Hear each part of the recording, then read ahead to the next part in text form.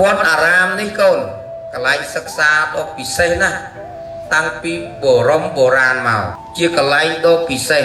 វត្តអារាមជាកន្លែងស្ងប់រងាប់ឲ្យផុត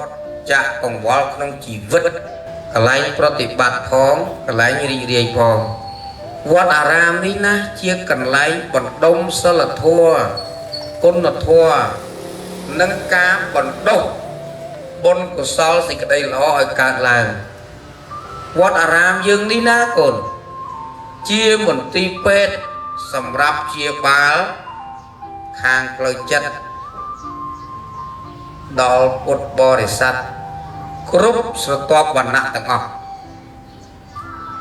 វត្តអារាមនេះជាឃ្លាំងចំណេះដឹងជាបណ្ណាល័យជាសារៈមន្ទីរនៃវប្បធម៌អក្សរសាស្ត្រជាតិវត្តអារាមនេះណាជាកន្លែងអប់រំវិជ្ជាជីវៈឲ្យប្រកបដោយសិលធម៌ល្អវត្តអារាមជាទីជំរករបស់អ្នកដែលខ្វះខាតអ្នកទុរគតកូនអ្នកក្រឆ្ងាយដាច់ស្រយាលកូនយើង200អង្គផ្លាយមានអង្គណាជាកូនអ្នកមានស្តុកស្ដំទេមានអង្គណាកូនអុកញ៉ាទេមានអង្គណាកូនសេដ្ឋីទេមានអង្គណាកូនឯកឧត្តមលោកជំទាវខ្ពស់ទេអត់មានទាំងអស់សុទ្ធតែជាអ្នកចាក់ចេញពីត្រកូលដែលលំបាកឯសួរថាហេតុអីបានចាក់ចេញមកចិញ្ចឹមជីវិតមិនរស់ទេមិនមែនទេនៅជាក្រហមពុំមានលទ្ធភាពក្នុងការសិក្សារៀនសូត្រឲ្យបានខ្ពង់ខ្ពស់ទី2ក៏អាចថា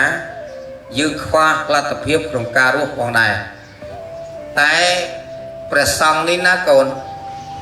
យើងក្រយ៉ាងណាក៏ដោយបើយើងពុំមានឧបនិស្ស័យនេះក៏មកពុះមិនបានយូរដែរជាក់ស្ដែងនៅទីនេះព្រះសង្ឃមួយឆ្នាំមាន200ផ្លាយអង្គ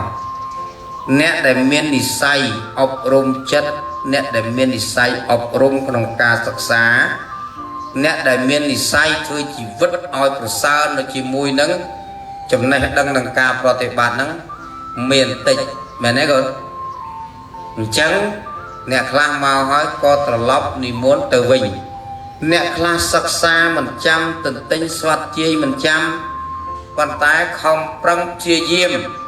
តស៊ូទន្ទិញស្វាត់ជាយនឹងឲ្យរៀនរហូតដល់ចប់ចុងចប់ដើម